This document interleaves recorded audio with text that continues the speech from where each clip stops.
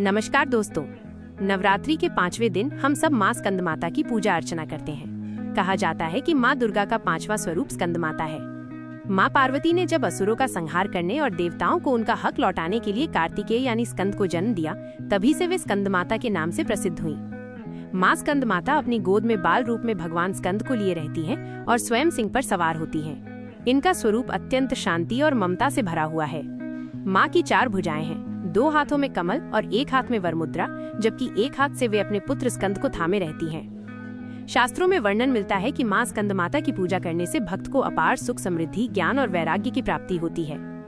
जो भी भक्त सच्चे मन से माँ की भक्ति करता है, माँ उसके सभी कष्टों को हर लेती हैं और जीवन में नई रोशनी भर देती हैं। माँ स्कंद माता की कहानी बहुत समय पहले की बात है। देवता और असुरों के बीच भयंकर युद्ध हुआ।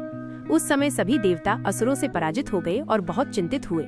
सभी देवता भगवान शंकर और माँ पार्वती की शरण में पहुँचे और देवताओं ने प्रार्थना की, हे माँ, असुरों के अत्याचारों से हमें बचाइए। हमें कोई ऐसा वीर चाहिए जो इन दुष्टों का संहार कर सके। माँ पार्वती ने उनकी विनती स्वीकार की और भगवान शिव के आशीर्वाद से उन्होंने एक दिव्य पुत्र को जन्म दिया। यह पुत्र आगे चलकर देवसेना के सेनापति बने और असुरों का नाश किया। यही बालक आगे चलकर भगवान कार्तिकेय या स्कंद के नाम से प्रसिद्ध हुआ। कार्तिकेय की माता होने के कारण ही माँ को स्कंद माता कहा जाता है। माँ स्कंद माता का स्वरूप बहुत ही दिव्य और शांत है।